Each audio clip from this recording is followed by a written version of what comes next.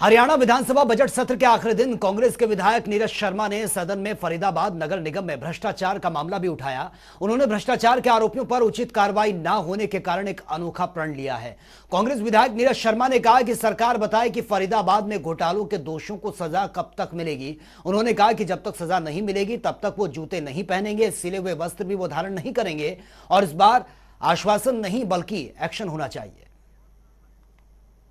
Faridabad NIT से कांग्रेस के विधायक नीरज शर्मा ने आज से प्रण लिया है कि वह सिले हुए कपड़े नहीं पहनेंगे और साथ में चप्पल नहीं पहनेंगे। क्या कारण है? हमारे साथ इस समय नीरज शर्मा जी मौजूद है।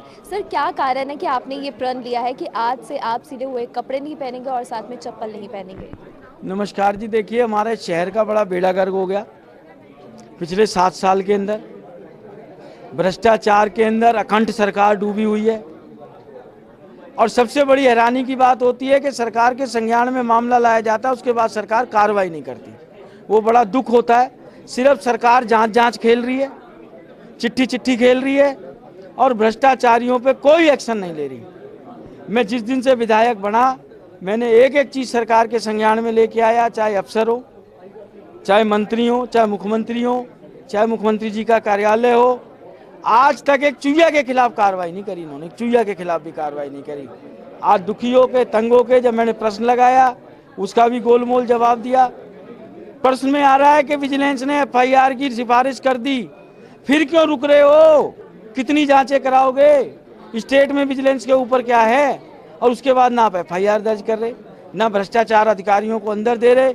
हाँ, एक काम बढ़िया कर रहे हैं, ये जो भ्रष्टाचार अधिकारी हैं जिनको विजिलेंस ने कहा एफआईआर दर्ज करो, उनकी बढ़िया तो प्रमोशन करते हैं।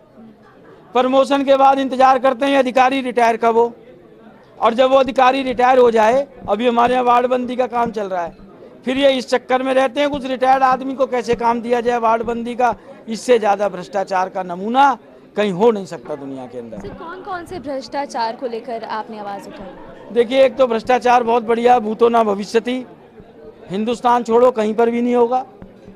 बाटा चौक पर एक प्लॉट के अंदर प्राइवेट किराएदार थे, कबाड़े का काम करते थे।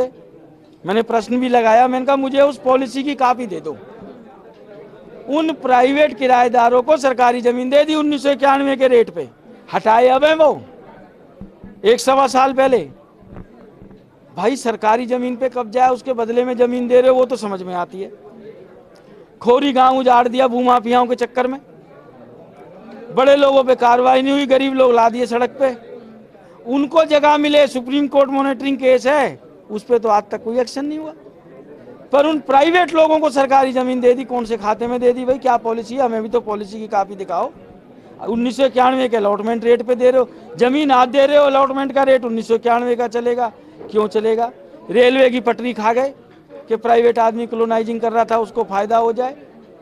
एक जवाब में कुछ लिखते हैं, दूसरे जवाब में कुछ लिखते हैं। देखिए हाउस को कितना सदन की अवमानना का मामला है।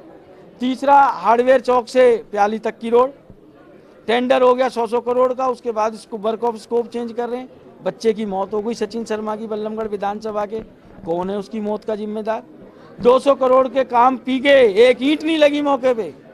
नगर निगम कमिश्नर रिपोर्ट दे रहा है, इनके पार्षद दे रहे हैं, कमेटी बनी नगर निगम में, इनके मेयर डिप्टी मेयर दे रहे हैं, पर इनके कान पे जू नहीं रह गई।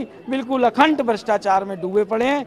इसी से मैंने दुखी होकर आज ये त्यागपण लिया है और हरियाणा का बच्चा इसका साथ देगा और इनको जड़ से उखाड़ फेंकेगा और इनको मजबूर करेगा कि ये भ्रष्टाचारियों के खिलाफ एफआईआर दर्ज करें और उन्हें अंदर दें। सर, कब तक आपको लगता है कि आपके इस वस्त्र, जो आपने कहा है कि आप वस्त्र नहीं पहनेंगे, चप्पल नहीं पहनेंगे, तो इससे सरकार पर कुछ असर होगा?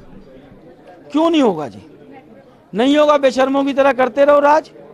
कोई तो आदमी टोकेगा कि नीरज शर्मा ने क्यों जूते त्यागे हैं, नीरज शर्मा ने क्यों वस्त्र त्यागे हैं, क्या कारण है? कोई अपना पर्सनल काम है, मेरा व्यक्तिगत काम है। और ये कौन सा जिंदगी का सदा मदा का पट्टा लिखा के लाए हैं? जनता ही बदल देगी अपने आप 24 में। क्यों टेंशन की बात थोड़ी है। सर, अगर आश्वासन मिलता है तो? आश्वासन नहीं, एक्शन। आश्वासन तो मिल ही रहे हैं। भ्रष्टाचार पे क्या आश्वासन चाहिए? पता है ये आदमी भ्रष्टाचार है, ये आईएएस अफसर भ्रष्टाचारी है, इसने फाइल पे ये नोट लिखा है, तुम्हारे पास कागज नहीं है मैं दे देता हूँ, मुख्यमंत्री का ओएसडी रहा हूँ, फाइल पढ़ नहीं जानता हूँ, हरियाणा के जितने मर्जी अफसर बिठा दो मेरे आगे, पूरी ऑफिसर गैलरी बिठा दो, मैं कह दूंगा जी लाओ कानून की किताब दिखाओ कहाँ है कि 5 लाख के ठेके को आप 2 करोड़ में एक्सटेंड कर सकते हो। कौन सी कानून की किताब लिखी है कि आप स्कोप ऑफ वर्क चेंज कर सकते हो 100 करोड़ के ठेके में। और जबकि हैरानी की बात है, कमल गुप्ता जी कमेटी के चेयरमैन थे। ये जो घोटाला हुआ हार्डवेयर चौक प्याली वाला, तो हमारे कमिश्नर साहब ने कहा जी हमने ये ऑडिट पैरे में फंस गया मामला। भाई गुनाह को कितना छुपाओगे, आदमी मर जाता है उसकी आत्मा भी बोलती है। उन्होंने कहा जी ये तो सरकार के पास है, सरकार इसको रेगुलराइज कर दे तो हो जाएगा। सचिव महोदय कह रहे हैं वहां, अरुण गुप्ता जी कुदरती आज भी वही सचिव है, कहने लगे जी अब इस लेवल पे संभव नहीं है कि हम इसको प्रोसेस को रेगुलराइज कर दें। इसका मतलब घपला हुआ, घोटाला हुआ और आंखें मूंद के बैठे हो। 4-4 साल कागज नहीं दे रहे हो फरीदाबाद से। देखूंगा कब तक बचते हैं भ्रष्टाचारी। नीरज शर्मा का संकल्प है, सजा दिला के लूंगा उन्हें, बेचिंत रहिए आप।